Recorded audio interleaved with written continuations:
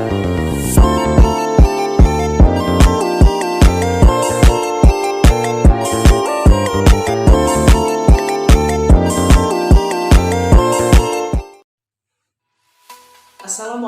warahmatullahi wabarakatuh. Halo teman-teman, pada kesempatan kali ini saya akan membahas terkait dengan ekuitas, yaitu ada beberapa nanti akan kita bahas. Salah satunya adalah terkait perseroan terbatas, saham dan juga yang lainnya. Ekuitas atau modal disetor. Yang pertama adalah terkait dengan perseroan terbatas. Perseroan terbatas merupakan perusahaan yang dimiliki oleh lebih dari 2 orang atau badan hukum melalui penerbitan surat saham. Perusahaan perseroan dan perusahaan persekutuan ini diatur dalam Undang-Undang Hukum Dagang. Rata-rata perusahaan yang ada di Indonesia maupun di dunia bentuknya adalah perseroan terbatas atau perusahaan persekutuan. Proses pembentukan PT atau perseroan terbatas ini diatur dalam Undang-Undang Nomor 40 Tahun 2007 terkait dengan perseroan terbatas. Selanjutnya adalah terkait dengan komponen ekuitas dari perseroan terbatas. Ada beberapa komponen dalam perseroan terbatas. Yang pertama yaitu terkait dengan modal yang disetor.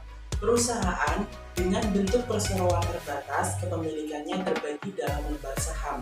Ada 2 jenis saham yang diterbitkan dalam PT. Yang pertama adalah saham biasa atau ordinary share yang kepemilikannya atau kepemilikan perusahaannya secara residual. Yang kedua yaitu saham preferen atau preference share, di mana kontra dengan pemegang saham yang rela mengorbankan beberapa hak tertentu untuk mendapatkan privilege lainnya, seperti prioritas dalam pembagian saham. Komponen ekuitas dari PT yang selanjutnya yaitu terkait dengan saldo laba dan juga penghasilan komprehensif lain. Saldo laba merupakan bagian dari ekuitas pemegang saham yang berasal dari akumulasi laba bersih yang dikembalikan atau dibagikan pada pemegang saham suatu perusahaan. Yang selanjutnya yaitu penghasilan komprehensif lain merupakan akun-akun yang mempengaruhi nilai ekuitas perusahaan yang tidak terkait langsung dengan pemegang saham. Penerbitan saham biasa oleh perusahaan, saham biasa ini dapat diterbitkan dengan beberapa cara. Yang pertama, penerbitan dengan nilai nominal. Saham biasa oleh perusahaan diterbitkan dengan nilai nominal, yaitu diterbitkan sesuai dengan nilai wajarnya.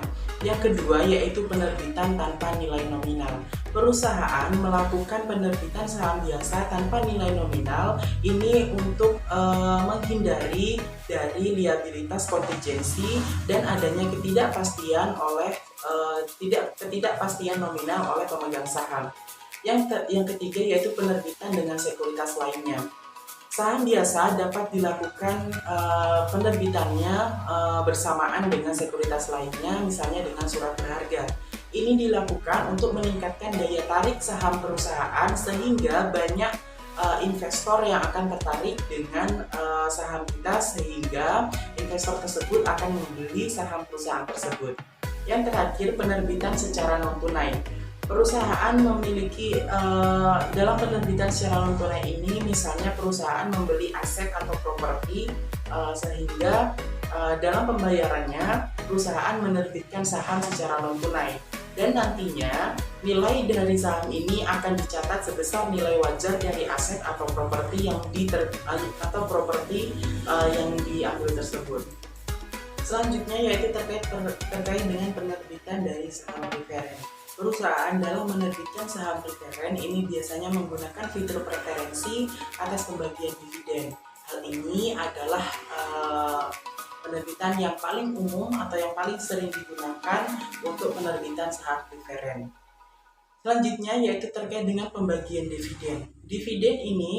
Dividen saham preferen ini dibagikan tergantung jenis dan karakteristiknya. Ada 2 karakteristik saham preferen. Yang pertama dividen kumulatif, di mana pembagiannya selama 1 periode mendahulukan periode sebelumnya yang belum dibayarkan oleh perusahaan. Yang kedua ada dividen partisipatif.